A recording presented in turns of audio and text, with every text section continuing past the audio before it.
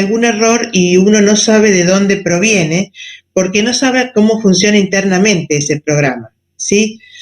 Es decir, no tiene nada nuevo a lo que ya hemos visto, solamente que tiene una forma de analizar los datos que ingresan, que él lo hace mediante el análisis matricial, ¿sí? Que es lo que hoy vamos a ver. Entonces, sabiendo cómo funciona el software, nosotros podemos encontrar más fácil un error que hayamos cometido, ¿sí?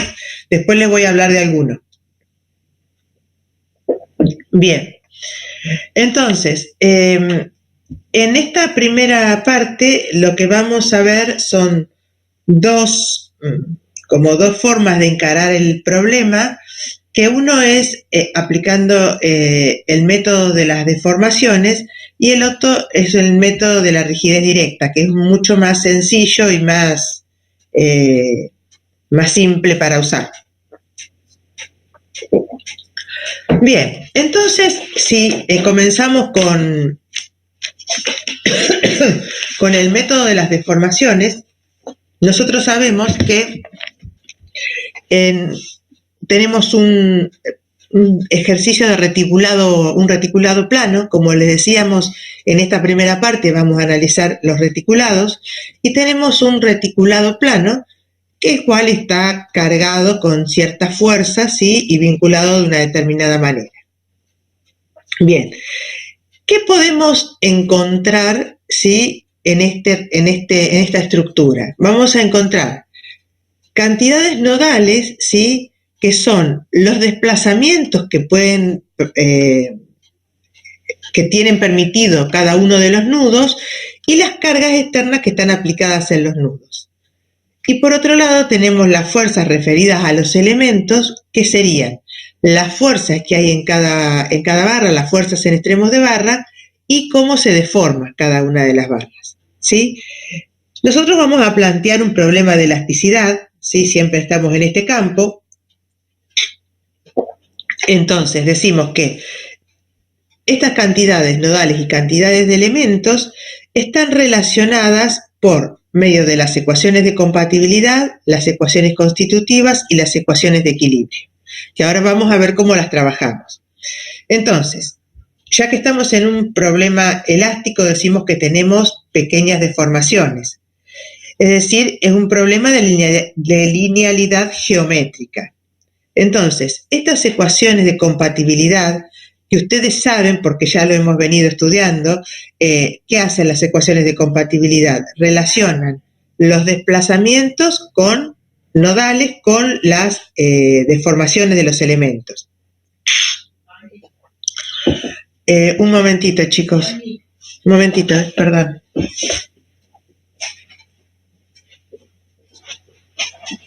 ¿Qué pasa, mamita?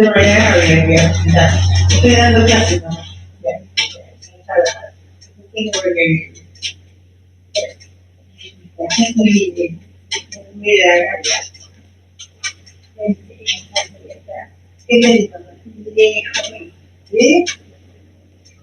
¿Qué querías hacer?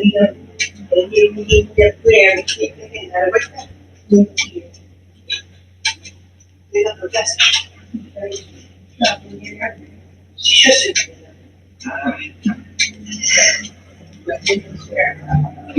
Ahora. Y estoy dando clases. Qué fortuna, no me llames más, ¿eh?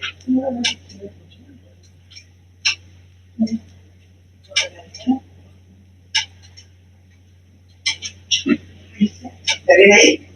¿Está mejor? ¿O querés que te ponga más linda?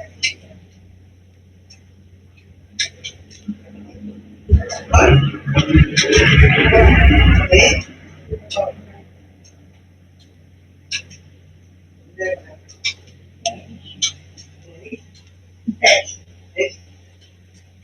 Y ahora que no se te sale del oxígeno.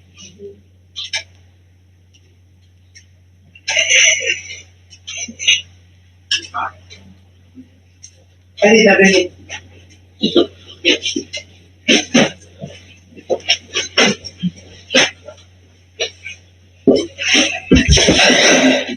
Perdone. Bueno. Bueno, entonces decíamos que estamos ante un caso de pequeñas deformaciones, ¿sí? Entonces tenemos linealidad geométrica y las ecuaciones que relacionan los desplazamientos nodales con las deformaciones de elementos son todas ecuaciones lineales, ¿sí? ¿Qué pasa? Al ser ecuaciones lineales estas, las ecuaciones de equilibrio solo van a tener... se van a configurar... Ay, perdón. Estas ecuaciones de equilibrio se establecen respecto de la configuración no deformada de la estructura y solo va a contener, ¿sí?, las cargas nodales y las fuerzas en extremos de barras. Además, trabajamos con un material elástico lineal, entonces tenemos un problema también de linealidad física. De manera que todas las ecuaciones que gobiernan nuestro problema son ecuaciones lineales. Entonces, para plantear este método, lo que hacemos es... perdón, chicos, estoy nerviosa y... para plantear entonces el método, lo que hacemos es, como decíamos, plantear en principio las ecuaciones de compatibilidad.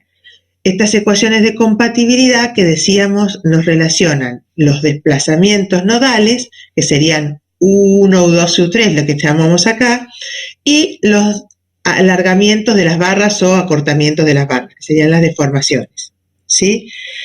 ¿Cómo trabajamos? ¿Qué vamos a hacer? Vamos a reemplazar las ecuaciones de compatibilidad en las ecuaciones constitutivas y las que resultan de estas en las ecuaciones de equilibrio. De manera que me va a quedar expresadas las cargas nodales, una ecuación que me relaciona las cargas nodales en función de los desplazamientos nodales, ¿sí?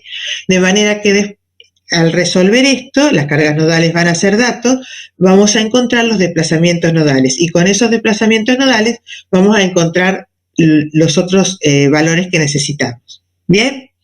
Entonces, planteamos primero las ecuaciones de compatibilidad.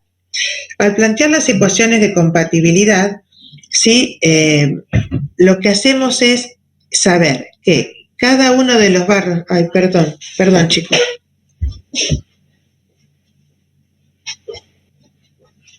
No me hables mal. No me hables mal, estoy en clase. No.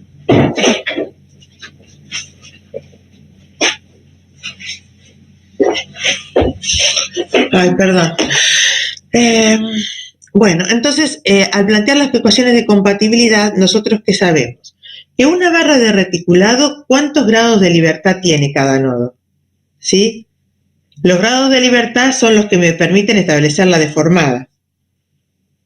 ¿Qué les parece a ustedes? ¿Cuántos grados de libertad tiene cada nodo? En un reticulado, ¿qué sabemos?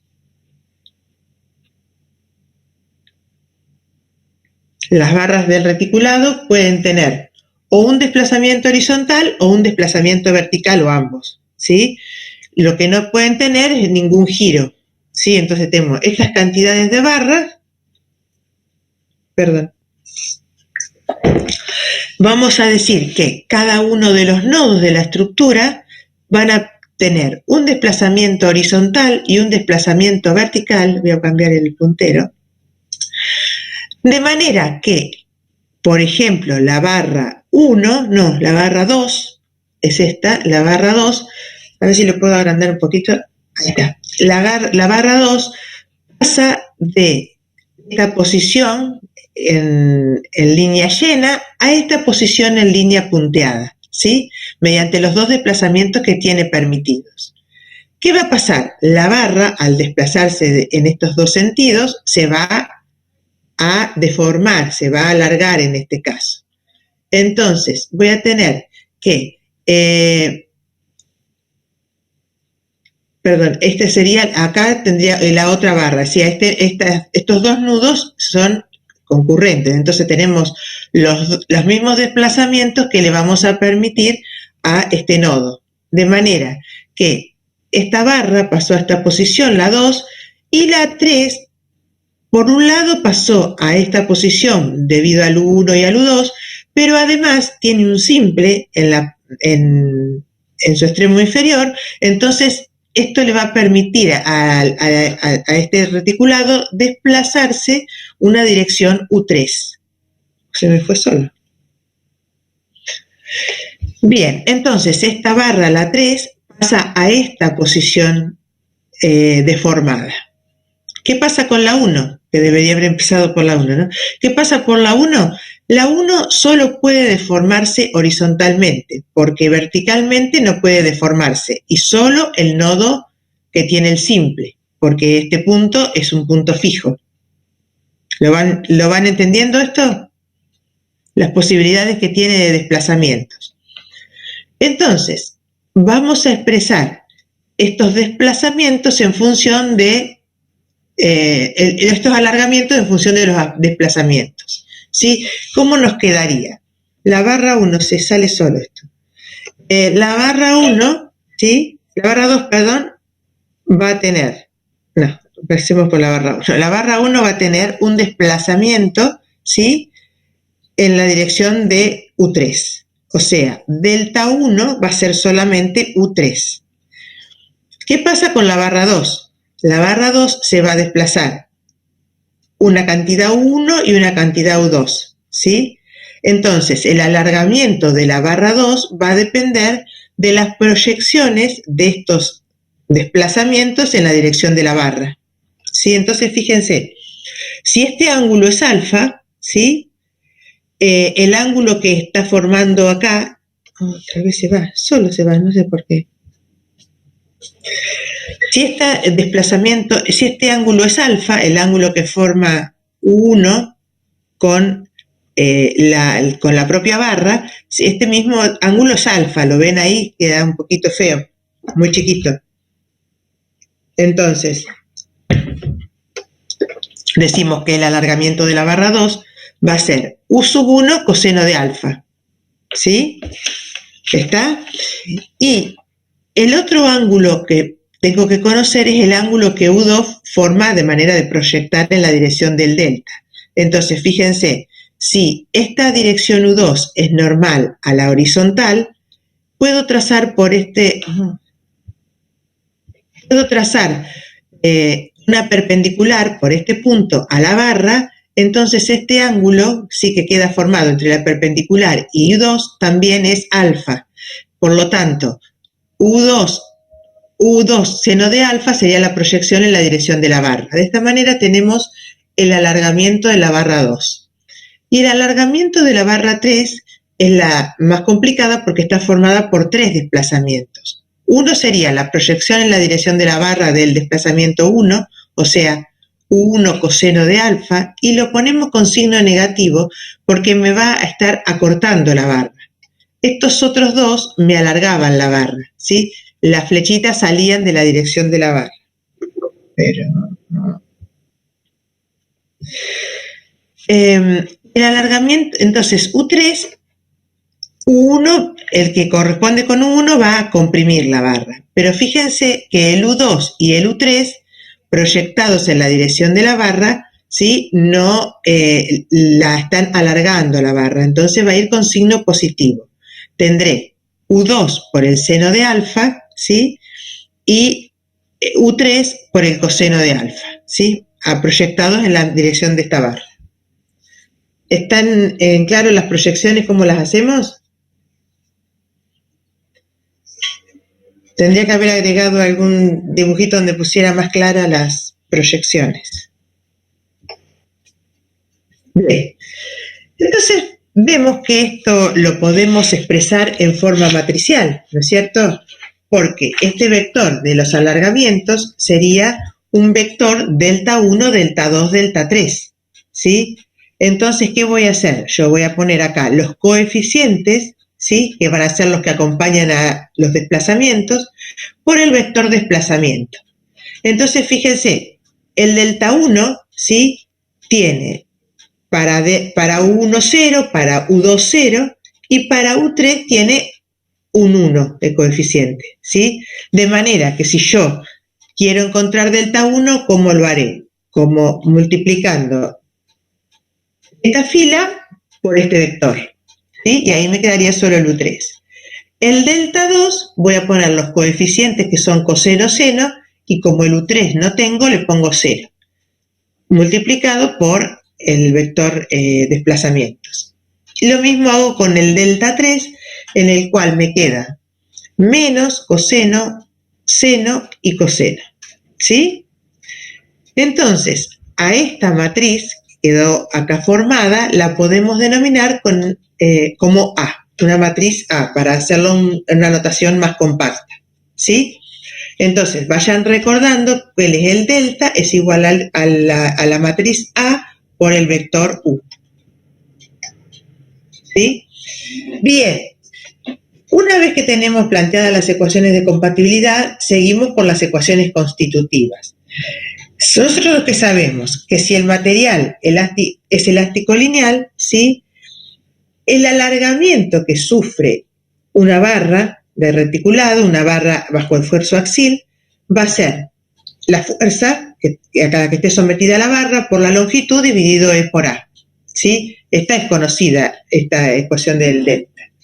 Entonces, de esta manera vamos a poder sacar cuál es la fuerza que aparece en la barra en función, ¿sí? Del alargamiento. Despejamos F y nos queda que es A por E sobre L, ¿sí? Entonces, este A por E sobre L, ¿sí? Lo vamos a denominar K. ¿Y qué nos está conteniendo este valor de K? Nos está conteniendo las características geométricas y mecánicas de la barra, ¿sí? Es decir, qué área, qué módulo de elasticidad tiene y qué longitud tiene, ¿sí?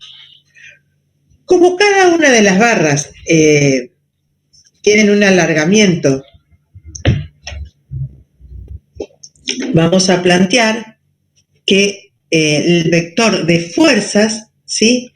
Ahora va a estar formado por las fuerzas que toma cada barra, ¿sí? Van a estar dadas por este valor de K por el delta correspondiente. Entonces, para que estas ecuaciones no queden de esta forma, lo que tenemos que hacer es poner en la diagonal de la matriz, una matriz con elementos sobre la diagonal y todos los otros elementos cero que contengan en cada uno de los lugares, ¿sí? Este K perteneciente a cada una de las barras. Este sería K1, K2, K3, ¿sí? Por lo tanto, acá tenemos expresadas las fuerzas en las barras en función de sus alargamientos, como K por delta. Me tiene cansada esto que se me va. K por delta, ¿sí? Entonces, vamos a ir teniendo presentes estas ecuaciones. El delta es igual a la matriz A por un vector de desplazamiento U. La fuerza es igual a K por el vector delta de desplazamientos. Y ahora lo que hacemos es plantear el equilibrio en cada nudo, ¿sí? Entonces, ¿qué se tiene que verificar acá? Que el vector, ¿sí? Que contiene a las fuerzas que concurren al nudo tiene que ser igual a la sumatoria de las fuerzas de las barras que ahí concurren, ¿sí? Es decir, debe haber un equilibrio en este nudo. Ay, Dios. Debe haber un equilibrio en este nudo, fíjense. Si a esta barra, a este nudo concurren la barra 2 y la barra 3, la fuerza que hay en la barra 2 y en la barra 3 tienen que ser igual al vector que forman las cargas externas P2 y P1, ¿sí? En este nudo que tiene esas cargas externas. Entonces, P1, ¿cómo lo podemos expresar? Fíjense, P1 tendría que ser igual a las proyecciones de F2 y F3 en la dirección de P1. ¿Sí? Más grande. Entonces, P1 lo podemos expresar como F2 por el coseno de alfa menos F3 por el coseno de alfa. ¿De acuerdo? P2, ¿cómo lo podemos expresar? Como F2 por el seno de alfa más F3 por el seno de alfa. ¿Me van siguiendo?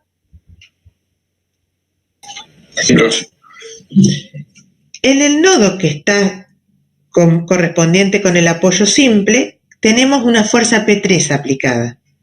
Entonces, a esa barra, a ese nudo, no sé, ¿alguien sabe cómo hacer que esto se quede quieto? A esta barra, las barras que concurren son la barra 2 y la barra 1, ¿sí? Entonces, P3 va a ser igual a la fuerza, ¿sí?, en la barra 1, que es la fuerza horizontal, más la fuerza en la barra 3 proyectada sobre la dirección de P3, ¿sí? Entonces, por el coseno de alfa. ¿Se dan cuenta? Con esto lo puedo expresar matricialmente, ¿sí? Entonces tendré que P1, P2, P3 sería nuestro vector de fuerzas exteriores, es igual a una matriz que está formado por los coeficientes multiplicado por un vector de las fuerzas en las barras. ¿Sí? Bien, a esta matriz la vamos a llamar G, ¿sí? Pero si ustedes observan, van a ver que ¿qué relación tiene la matriz A con la matriz G? ¿Qué les parece a ustedes? ¿Cómo están sus elementos? Es la inversa. La traspuesta. ¿Sí? Sí, es la traspuesta de A. Entonces, fíjense que esta fila le corresponde a esta columna, esta fila a esta columna y esta otra fila es esta columna. ¿Sí? Entonces, llegamos a la conclusión de que G es igual a la A traspuesta. ¿Sí?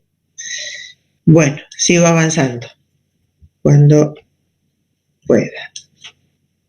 Bueno, esto, ustedes ya saben, esto que están acá, estos parlantitos, es porque todo esto me fui al diablo. ¿Qué pasó? No, hoy estoy mal, ¿eh? Es porque esta clase tiene audio la presentación. Ustedes la pueden volver a escuchar. Bien, voy acá. Entonces, dijimos que teníamos que G era igual a la A traspuesta. Ustedes se acuerdan que la ecuación 2 que habíamos encontrado, que el alargamiento delta era igual a A por U. Luego, esa era la 2. La 4 era que la fuerza en cada una de las barras era igual a K por delta.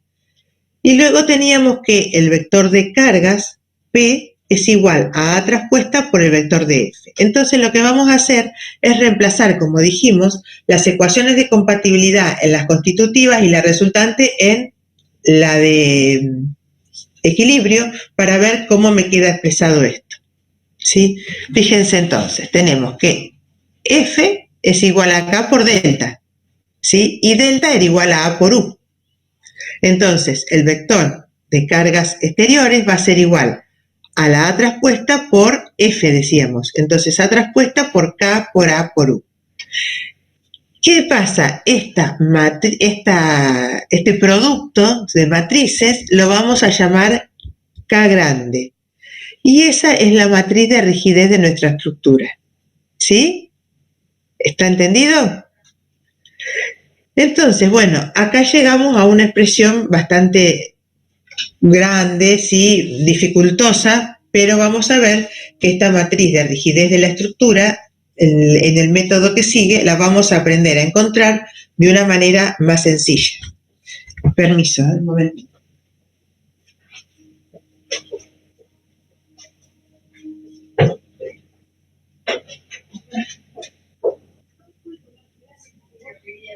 Vos hablando continuamente. ¿Qué tenés que hacer? ¿Sí? No,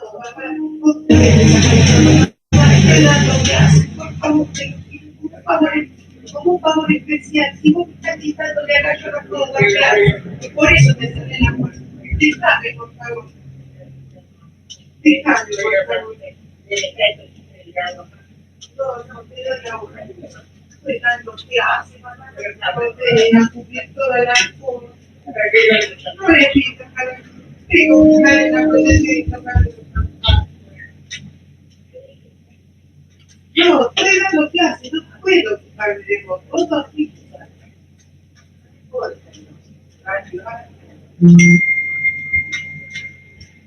Quiero cerrar la puerta, no puedo concentrarme, no puedo dar clases, no puedo dar clases.